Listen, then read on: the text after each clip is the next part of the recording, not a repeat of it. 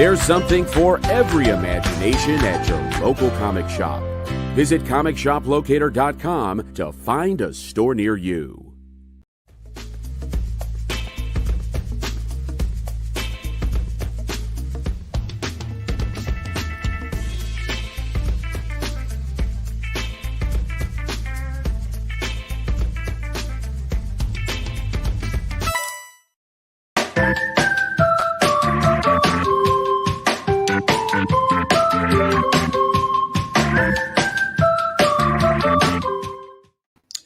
Good afternoon, everybody, and welcome to the Dan Wickline Show. Today, we are going to be talking all things Eternals. Yes, we're going to do a deep dive into the movie. We're going to talk spoilers. We're going to do all of that. And I'm not going to do it alone today. While today I am being Jemiah the Analyzer, I am going to be joined by Erisham the Judge, Kyle. That was a deep cut. I'm going to be real honest. If we're going to talk Eternals and you're going to come up with the Analyzer, like, all right, like not what I was expecting. You said that and I went,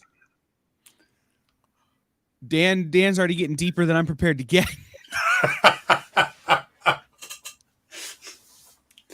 Yeah, no, Jemiah is actually one of the ones that appears when Erisham is doing his little, hey, look, everybody, this is the. No, it's true. And the first time I saw the movie, I'm like, okay, trying to pick out which ones they are. And then the second time I was busy having to explain which ones I'd picked out. So now I got to go see it a third time to catch all the ones I'd missed. Well, there's probably YouTube videos that'll break all that down, and the 37 things you missed in the Eternals. Well, if there's those videos of the 37 things you missed in Ted Lasso, there's definitely it for the Eternals. True. But we should probably do this properly. Probably should run the spoiler warning and the little symbol. Do it We're right. Make a new one of these that's better than this. Oh, but I don't know how. This. I know, so do I. I don't know how, but I have to one-up myself. Yeah, so roll it.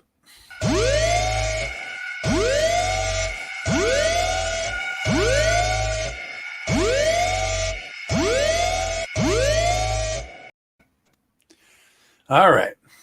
So I'm assuming that if you're tuning in at this point, you've seen the movie, because we are going to talk spoilers. And my first impression of the movie, and then we'll get Kyle's, I came out a bit confused, but not by the movie. I was confused by the critical reaction to it, how split it was, how many people were saying negative stuff about it.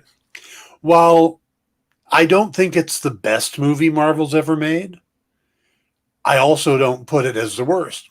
Hey, Richard, afternoon. Ship. I really enjoyed it. I got to the end of the movie and it didn't feel like a 2 hour and 40-minute movie. And just by comparison, I also watched Dune the same day, which is a fascinating comparison. I'll be doing a spoiler discussion about Dune tomorrow. Have you watched Dune yet, Kyle? I have, but I won't be joining you for a spoilery discussion of it because, well, I don't know that I could spoil it. It's a movie. Yeah. This one was much easier to get into. Yes. And they are almost the same length. I think Dune is 2 hours and 38 minutes, and Eternals is 2 hours and 37 minutes. And they're big space epics. There's a lot of similarities, a lot of new names to learn, a lot of characters to follow. But I think Eternals is much more accessible. I think even though all the characters have unique names, like Kingo and Phastos and stuff, they're close enough to names we're familiar with, like Hephaestus and Kingu, which is also a trying to remember which Hindu, a Hindu god. Makari is close to Mercury. So we see the connections. I think the only one that doesn't have a direct connection is Druid. Druid.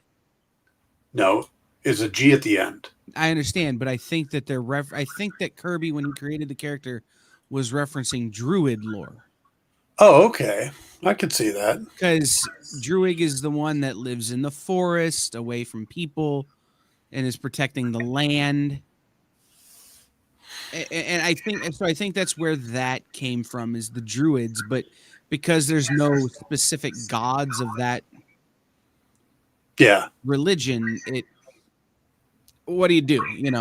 You just switch out one of the letters. Though I do find it interesting that he pretty much became a Russian in later comics. Yeah, I mean, it's and there are Russian gods, right? And some of these characters, like the development of the characters, in the comics, sometimes they get a little confusing and awkward. Mm-hmm. Like, how did you go from one thing to the other? Like, the path is not so linear. So, yeah, very true. But you do need to kind of look back and go, okay, what was Jack thinking when he created? I mean, Jack Kirby. And I know your comment was it would have been better if it actually been the New Gods movie. Yes.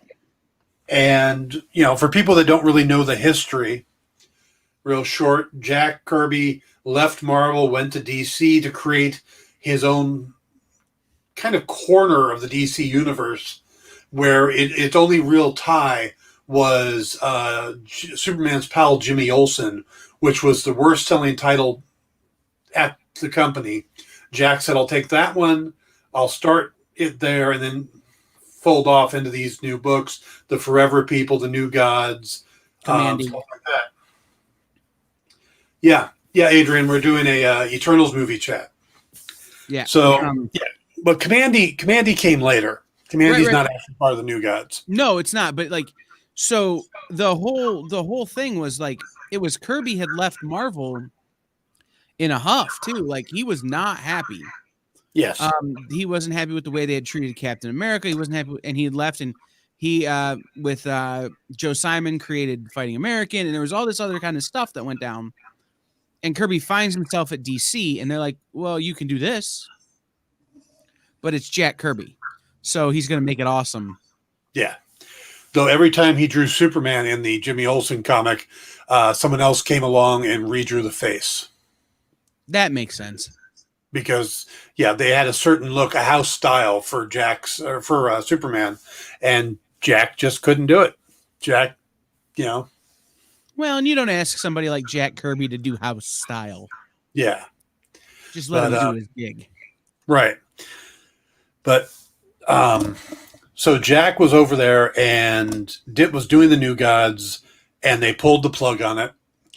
He had a deal, though. He was supposed to do X number of books.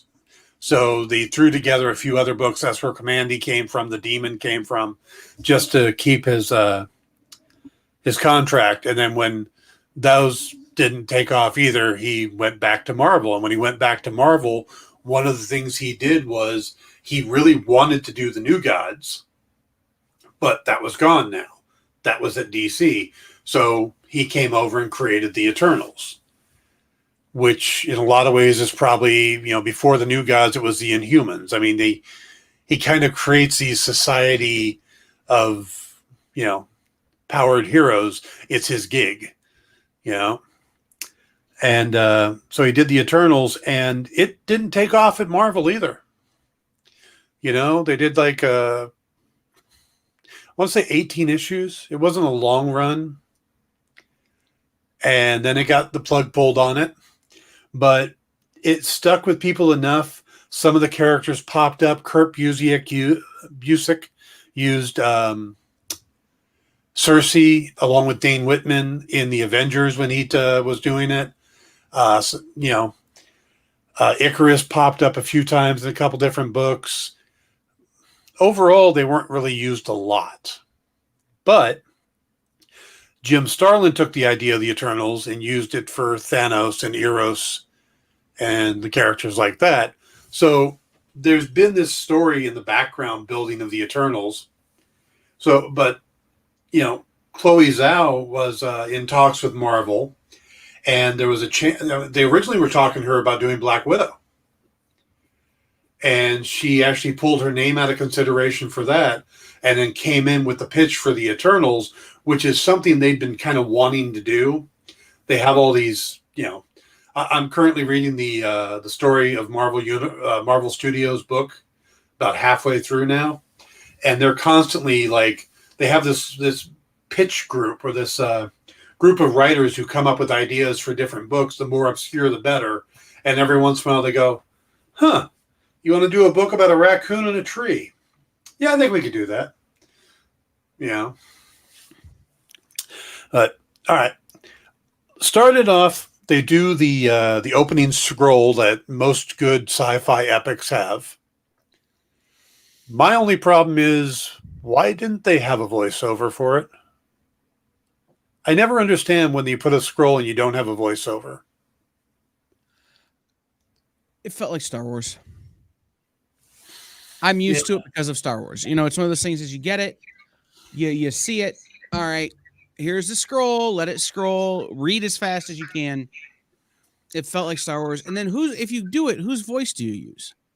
Well, there's this guy named Jeffrey Wright who's been doing some stuff for Marvel lately, voice-wise, who probably could have done it. But now you're talking about wait, are you talking about Jeffrey Wright, who is also, the Watcher? He who goes by many names, or okay, the Watcher. Okay. Yeah. That Jeffrey Wright. Because there's a couple of Jeffrey Wrights. No, I'm talking about the Watcher, which seems like a good voice, but there's a lot of really good actors they could have used, or they could have just used one of the actors in the movie. They could have gotten David Kaye to do it. David Kaye did the voice of Erisham the judge. You already had him in the movie. Why not just have him read the 3 paragraphs? D. Bradley Baker. There's another good choice. There's a lot of actors, a lot of voiceover people they could have used. They could have had Harish Patel do it, the guy that played Karun. Yeah, I'm not saying that they couldn't have found someone to do it, but everybody else, anybody from anybody who's in the movie is going to allude to something in the movie. Anybody who's not in the movie is going to be like, well, why is this voice not someone in the movie? Okay. So you've got to come up with a voice like your suggestion of having the guy who's the voice of the Watcher do it. Or who I think would have been great?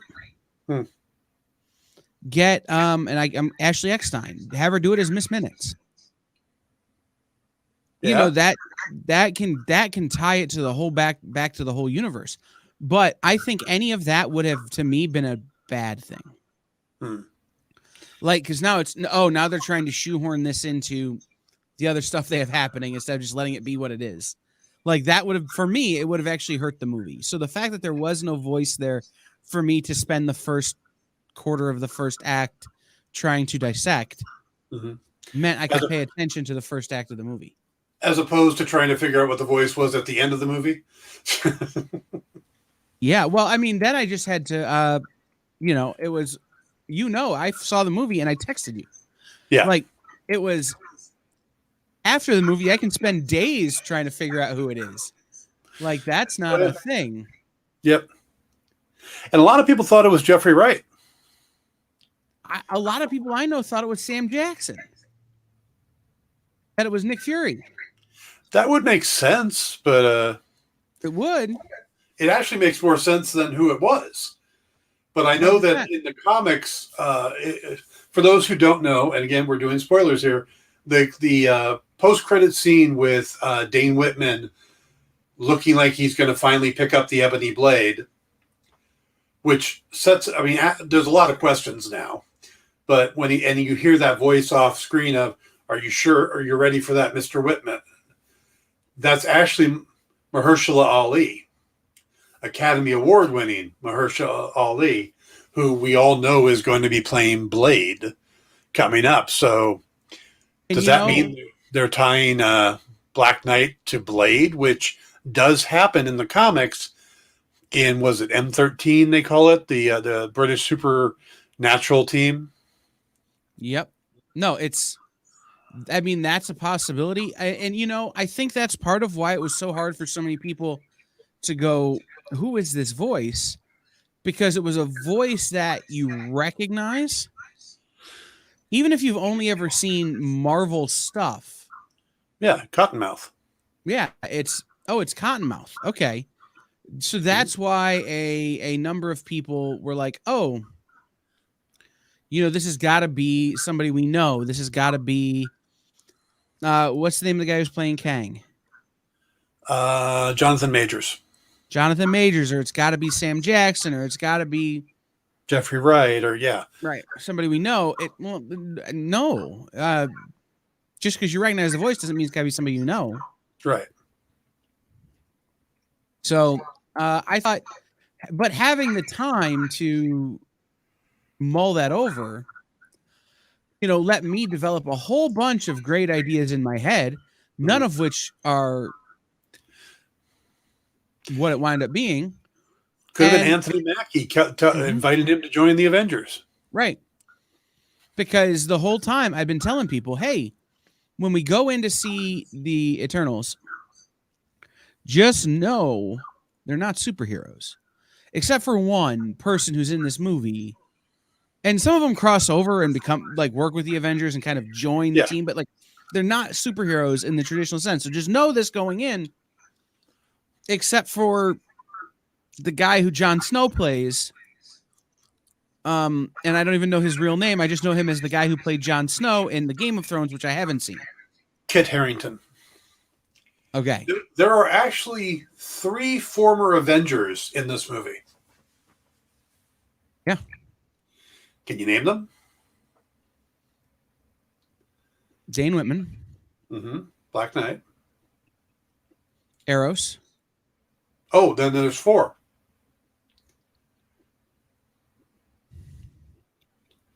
Ajax.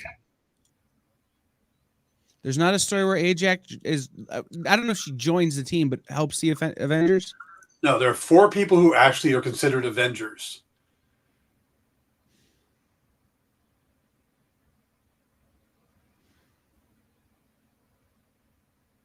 You're gonna have to help me on the other 2 then. What? You're gonna have to help me on the other 2 then. Cersei was an Avenger. Oh, okay. Along with Black Knight, and when Star Fox was on the team. And then when Reed Richards and Sue Storm were part of the Avengers, Gilgamesh was one of the team members. I wasn't even thinking about that part of the Avengers. I'm rolling it back going, okay, but it never occurred to me to think about when it was a different version of the Avengers. Yep. Yeah. Adrian, it's interesting, Adrian. Your spelling of Cersei is the spelling of her from the name from Game of Thrones. In Marvel, it's Sersi, but I do find that interesting since we have both Jon Snow and Robb Stark in the movie, and they're having a love triangle with Cersei. So. Yeah, no, it's weird. And so that was the other thing that I had to keep telling people, right? Icarus, Cersei, Gilgamesh, the names of these characters that are names we know, just know that they'll explain that away in the movie. And then they did. And it was a great thing. So that made me happy. One of the things I liked is in the comics, they take human names. And Cersei does call herself Sylvie. Icarus does go by the name of Isaac Ike Harris. So when Faustos introduces them as Isaac and Sylvie, it's a callback to those names. But also, Faustos takes the name Phil Strauss. Now, they don't ever call him Phil, but his husband's name is Ben Strauss, and his kid is Jack Strauss. So he's obviously going by the name Phil Strauss. I that's one of those subtleties that I loved about the Eternals as comics, right? Mm-hmm. They spent a lot of time trying to make the Eternals, I'm going to use the word pass, as humans Mm-hmm. In the comics, and trying to make them blend in, even though they shouldn't have. And that's one of the things I really liked about the Eternals comics, and the things that Kirby did with them, and then that other people have done since then. Yeah. Is it's in the movie they talk and talk and talk about how we don't interfere with human events. We don't interfere with human events. It's why we didn't interfere with the snap. It's why we didn't stop slavery. It's why we didn't whatever. Mm-hmm. They spend a lot of time just trying to not be noticed. And in the movie, this is one of the things that I did have a knock on, is that it doesn't show it doesn't show that a lot. It just expects you to accept it. Mm-hmm. There were huge trials, and it's why you find Ajax living out remote away from everybody. It's why you find these characters in these roles they are, is because several of them had to reinvent themselves 5, 6, 7 times in the comics Mm-hmm. because they kept getting found out. Well, we do get that does come up with Kingo and Sprite. Yes. When Sprite goes, "Why did you bail on me?" And he's like, "I got tired of having to move every 5 years." And it was worse for Sprite because she never grew up. Right. These were all adults, so mm-hmm. They just they don't age a lot, but every 5 years for a 13-year-old girl should be an adult. But then we also see it with the movie posters, where we see he played his great-grandfather, his grandfather, his father, or great-great-grandfather. So they do bring that up. But yeah, I mean, there's so much to give in this movie that there's some things they could only do a subtle nod to. Right. I mean, and like I said, that's my one knock, is kind of the explanation that they give for those things. Mm-hmm. Yeah. So that to me is like I said, I don't have many things to complain about with this movie, but that's one of them. I always enjoyed those stories. Yeah. And that's just them not telling a part of the story that I particularly enjoyed, that I recognize would be tough to tell on film. Yeah. You could do it in a series, but you couldn't do it in a movie. Yes. Yeah. One of the things that bothered me, and is more after the fact, and it's not for any reason other than the plot,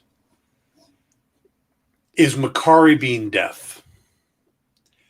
I didn't have a problem with her being deaf. I love the fact that there is more representation in this movie.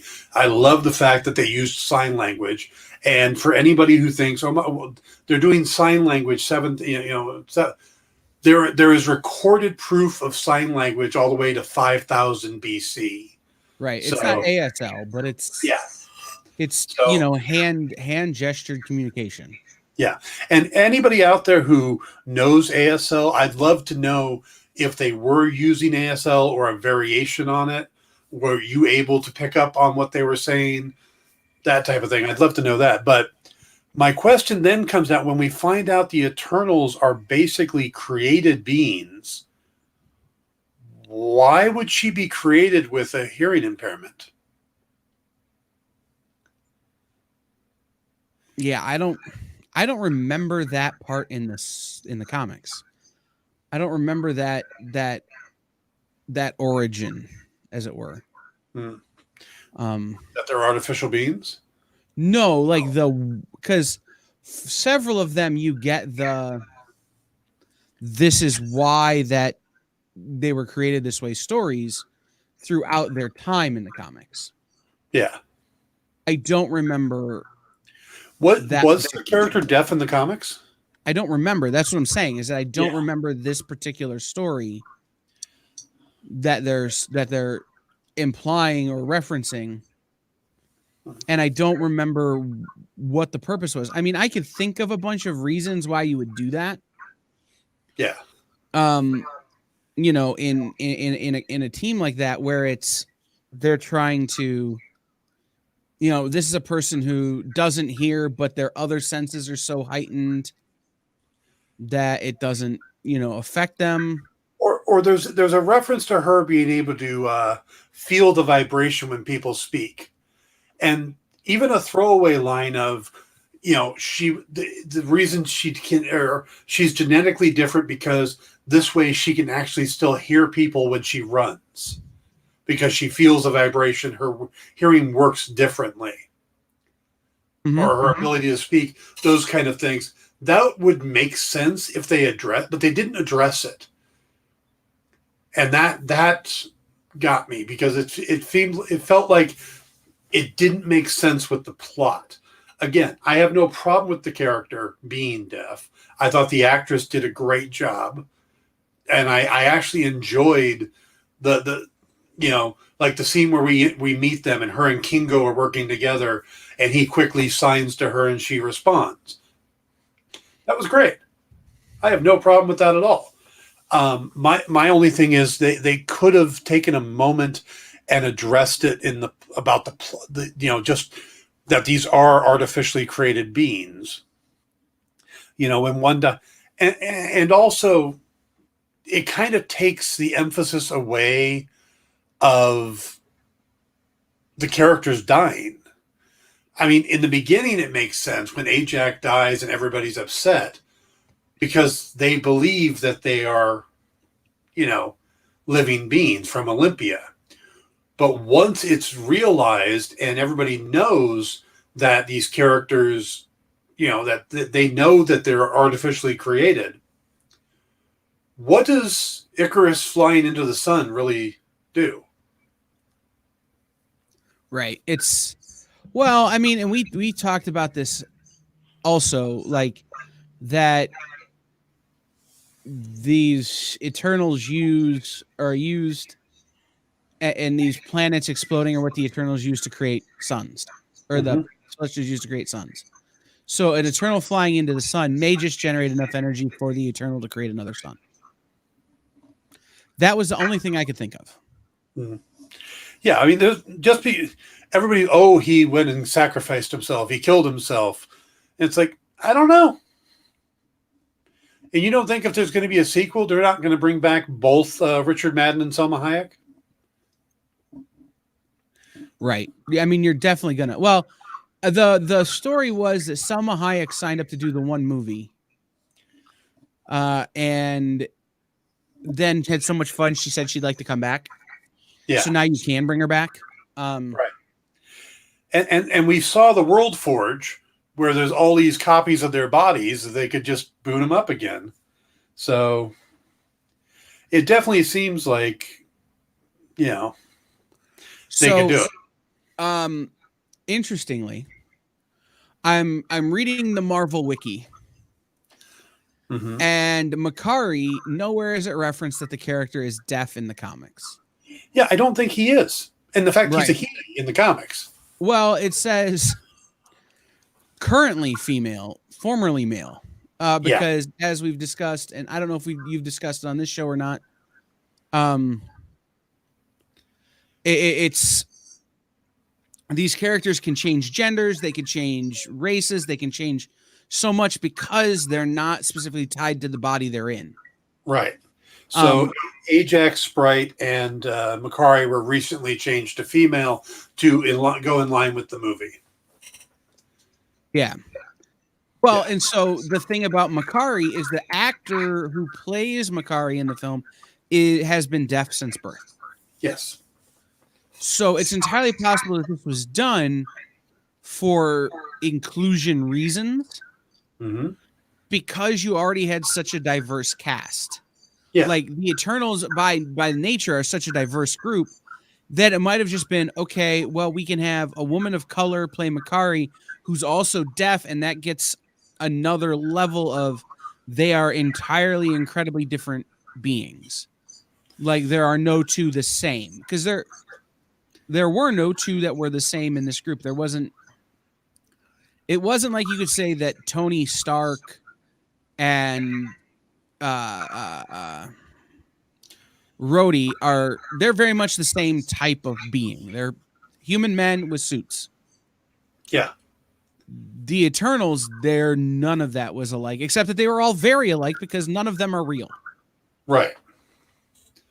So, I mean, but that's the same thing as why wouldn't Sprite age? If you're creating it, why would it just, it's important to the story. And so this is where it would have been better if it was a New Gods point comes in. Because in the New Gods, a lot of this stuff was explained. Because Jack had time to do it.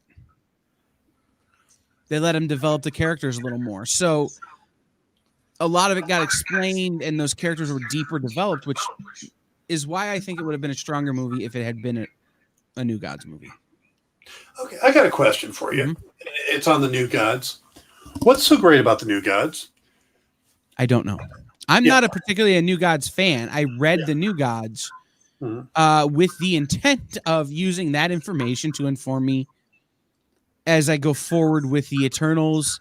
And in trying to understand, I have this huge fascination with that time in the comic book industry.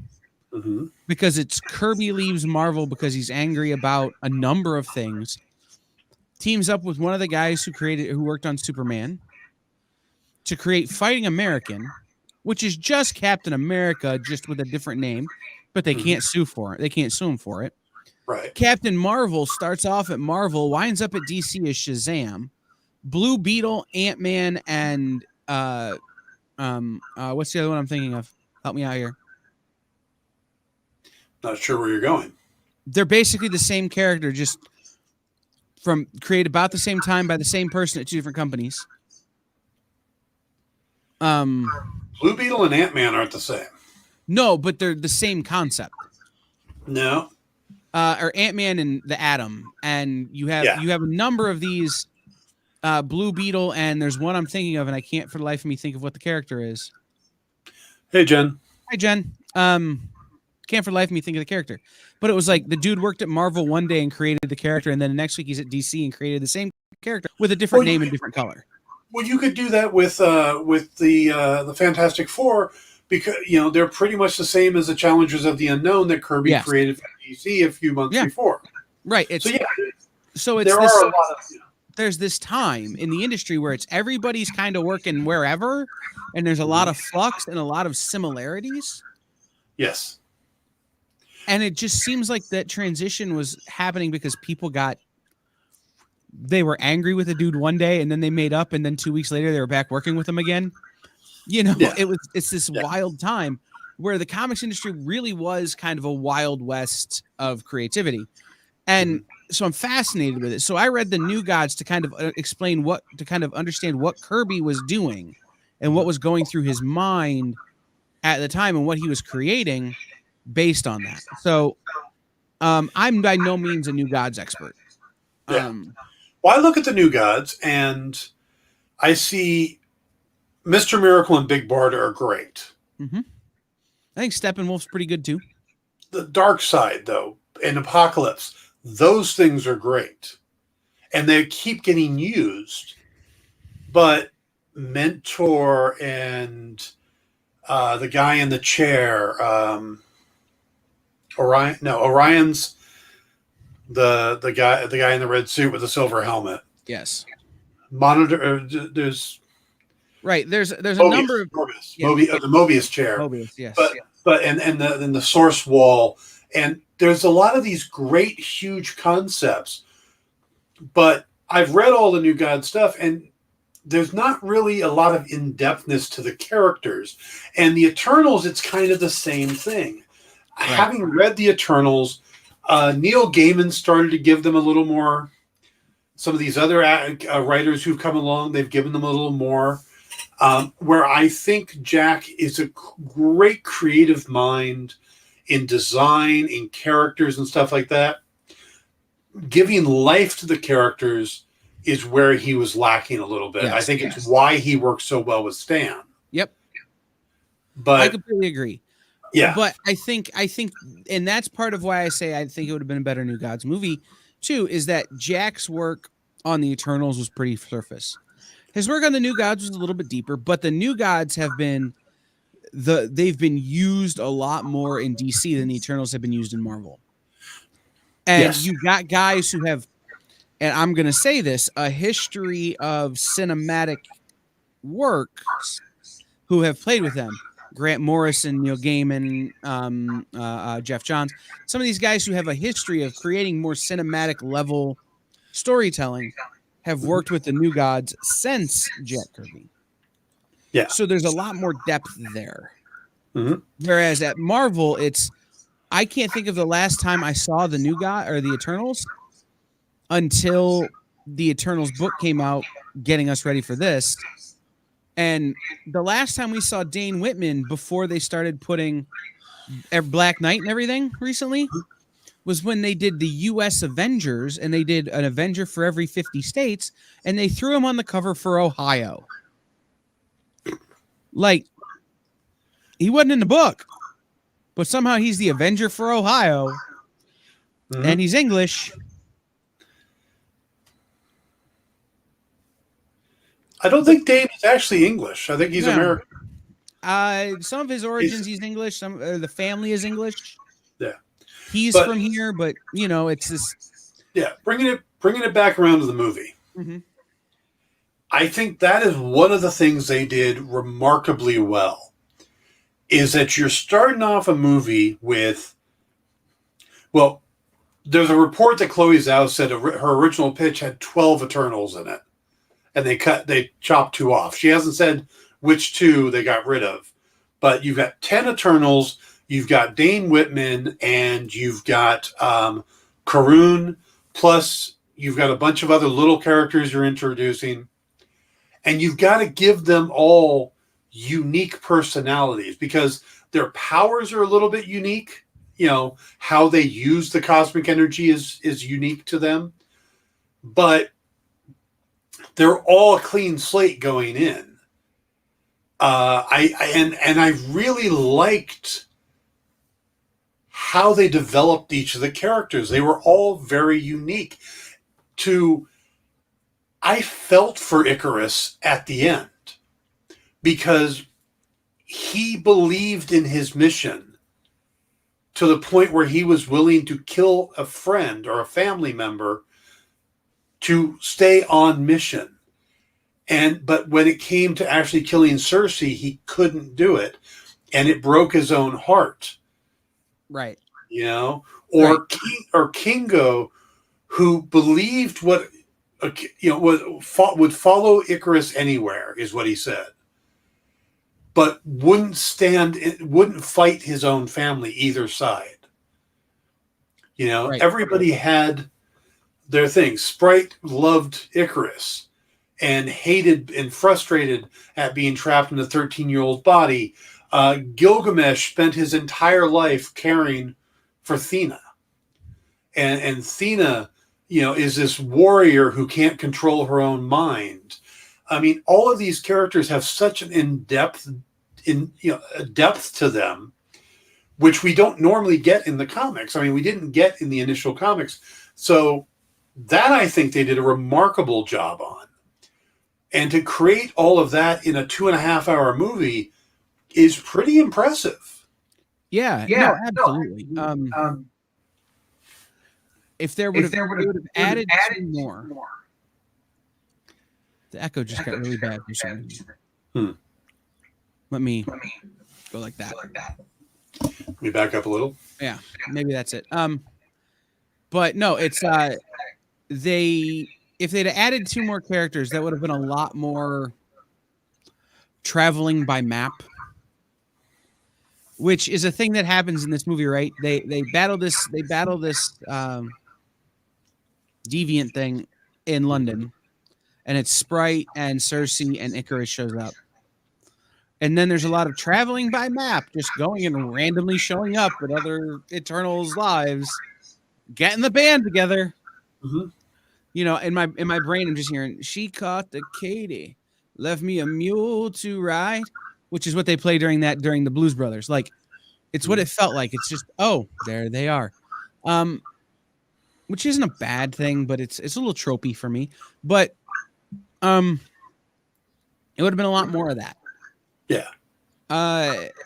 And the reality is, with 12 of them, it could have swung the balance of the storytelling one way or the other. The fact of the matter is, with 10, you can have a more even split when they decide, do we follow the mission or do we change? Which I think gives it some validity. Mm-hmm. Because it probably would be a more even split. And you could write it that way. But in my mind, I like the less number. Yeah. And of course, I like the ones they chose because they seem to have the most unique set of powers. Yeah. I found it interesting that by the time we got to the end of the movie, though, they did sideline 3 of the characters, and 2 of them being the more physical characters. Because if you think about it, there was like 5 and 5. There were 5 physical fighter characters. It was Makari, Icarus, Kingo, Gilgamesh, and Thena. Mm-hmm. And then there was 5 more cerebral ones: Cersei, Sprite, Droog, Ajax, and Fastos. Fastos, yeah. But when it came to fighting, Fastos turned out to be a badass. Yeah. And so I was reading some things about Fastos and Brian Tyree Henry, and it's a pretty famous story that Kumail Nanjiani got the role and called his good friend Drax the Destroyer, aka Dave Bautista, and was like, "How do I get jacked?" Mm-hmm. And went on this, completely transformed his whole body to play a superhero, and good for him. Brian Tyree Henry thought they were going to ask him to lose weight, and he was going to turn down the role. And they're like, "Nah, man, you could be exactly like you are," and that sold him. Yeah. And I read that article. You wouldn't want Skinny and Jack Paperboy in Atlanta. You just wouldn't. Yeah. No. I think the cast was great. I don't really see a weakness in the cast.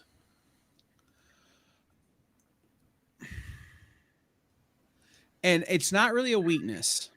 Mm-hmm. I found the actor who portrayed Sprite to be a challenge. I had a hard time liking Sprite. Yeah. Ever. And that might just be because that's how I feel about 13-year-olds in general. Could be. Like in my life. Mm-hmm. But I had a hard time buying into the character as portrayed by that actor. And that actor is a young person, yes. No judgment in that regard, but it made it hard for me. I would have almost rather have seen Sprite played by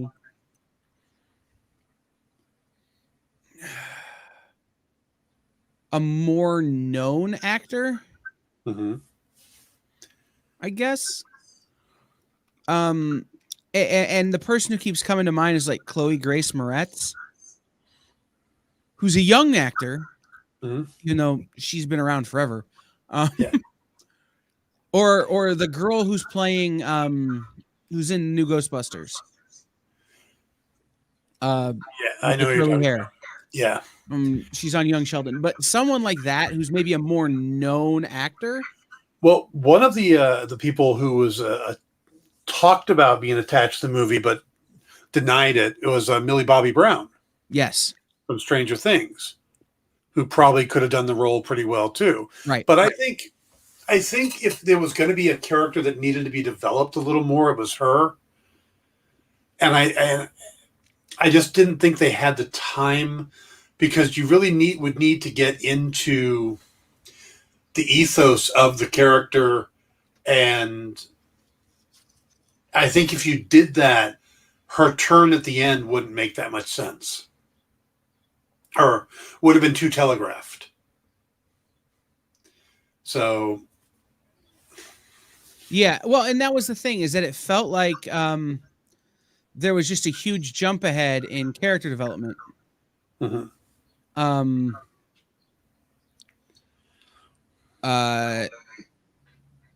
Like it was this is just kind of what's happening, this is just kind of what's happening, this is just kind of what's happening, and then all of a sudden, boom,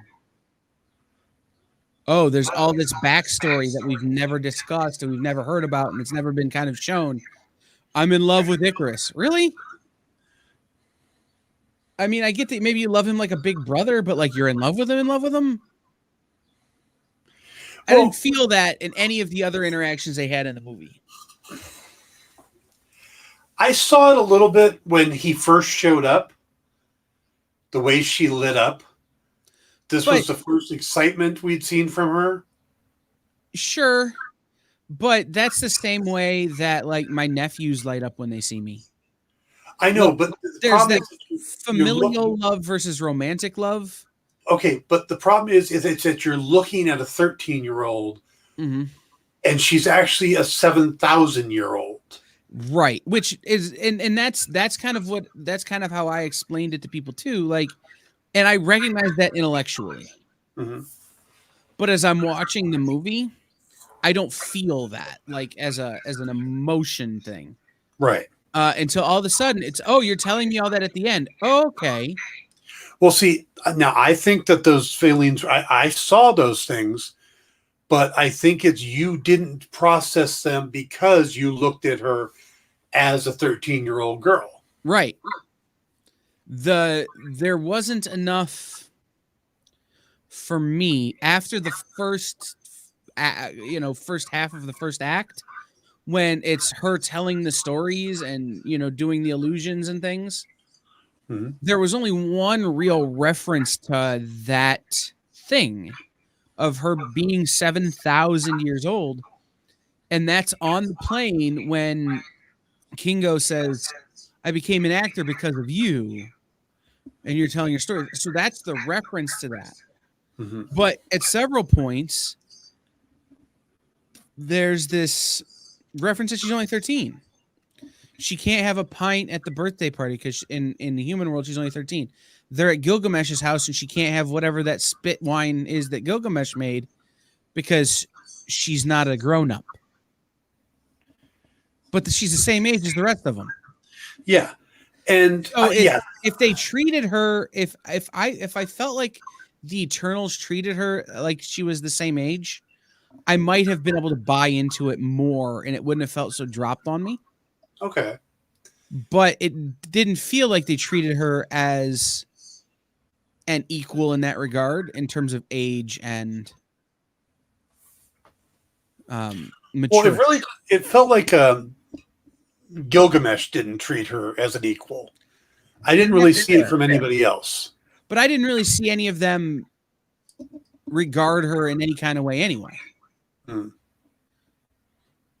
It's she's there. Yeah. All right. There's the moment with Kingo, and then there's the stuff with Gilgamesh, and it's okay. Yeah. Until the end of the movie, when she appears as Ajax and stabs Cersei, super spoilers, like it just feels like it's kind of a hanger-on over there. Hmm. I don't know. I thought they did a good job of presenting that when Kingo mentions Peter Pan and Tinkerbell and how Tinkerbell's always in love. So with Peter, and that never occurred to me. Mm-hmm. That Tinkerbell is in love with Peter Pan? No, that line of dialogue as a one-to-one reference. Mm-hmm. I just thought right. No, absolutely. But in the moment, in watching the movie, it just was something they were talking about. Mm. Yeah, no, I picked that. Yeah, that definitely. Putting those two things together would change the entire perception for me. Mm-hmm. Now, all right, we're getting close to the end here, so let's move to the end and talk about the post-credit scenes. The first one. Now, you texted me as soon as the movie ended, which I thought was funny. But as much as I love the fact that Patton Oswalt is now in the MCU. Who he should be in by the way, he should be in the MCU in as many roles as we can put him in. Yes. Patton Oswalt for Kang. And really and I have no problem with the casting of Harry Styles as Eros or Star Fox. But it did seem to be really a complete tone shift when Pip showed up.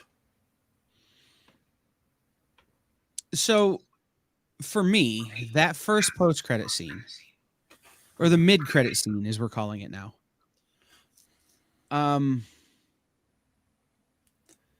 Adrian, know what? Adrian just said no. I don't know what. But no Patton Oswalt for Kang. We already have a good Kang.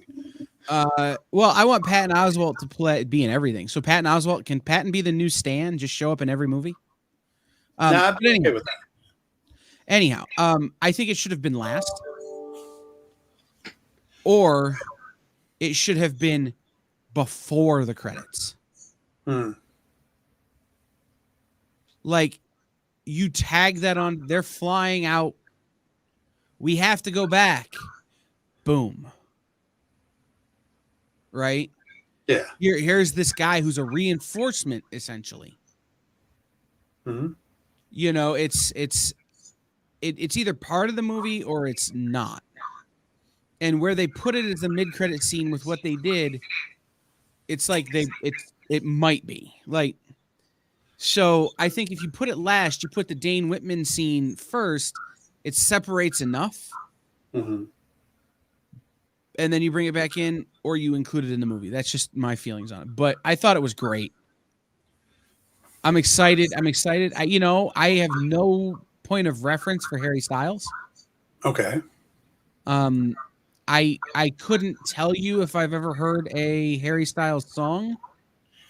Well, you probably have heard of One Direction, which he's part of. But I couldn't name to you a One Direction song. Right. I'm sure I've heard of them, mm-hmm. but couldn't name one for you. So seeing him, that didn't take me at all out of the character. And knowing what I know about the character, seeing his look, mm-hmm. I felt it. Like, I got it. Like, it was great. I feel like Harry Styles is someone who can totally pull off Eros. And Eros, Dan talked about it, is one of the more problematic characters in the Marvel universe. Like, he's got a little bit of drama that comes with him. And he got me too. Yeah, he absolutely got me too. But having a pop star, rock star, big time kind of musician who I'm told is a sex symbol for certain elements of the community.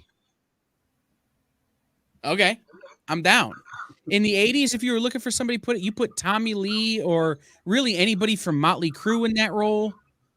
In the 70s, it's totally Mick Jagger or Gene Simmons. In the 80s, it's Rick Springfield. Okay, sure. Jesse's girl comes walking out. Yep. I was thinking a Loggins or a Messina, but sure. Because he's got the acting chops. Rick Springfield had the acting chops. Rick Springfield is a great actor. Adrian, that's exactly what we're talking about. Is he had some problems? He's a problematic character, and so I think having someone like Harry Styles who kind of can embody that is going to be very good. Yep. All right, got another minute or two. Last scene. When Dane walks up to the sword, it totally feels like he knew all this stuff beforehand. When Cersei told him to make up with your uncle was already dead. He already got this stuff. He's been looking into it. Yeah, he knew that the Black Knight's his heritage. I don't cop to that entirely. Because he says, I have to try it. So he knows something. Yeah. I get that. But, like, I don't know that he knows the fullness of it. Like, I don't know that he knows the Black Knight is his heritage. But it's entirely possible his uncle had sent him this package and said, pick it up or, something, had given him some level of instruction. I totally think that he knows about the curse, and he has to try because he wants to save Cersei. How a guy with a sword is going to save Cersei against? He's got some other accoutrement. There are other things that have been made out of ebony, but he doesn't have them yet. The ebony blade is connected to the sword that actually cut the head off of Nowhere. Right. No, you need the ebony blade to start the whole story for sure. Yeah. But I really do want the Black Knight and the search for the Holy Grail, essentially, where it's him going out searching for the other ebony accoutrement. He's going out for what is it? It's a chalice. And is it a shield or a spear?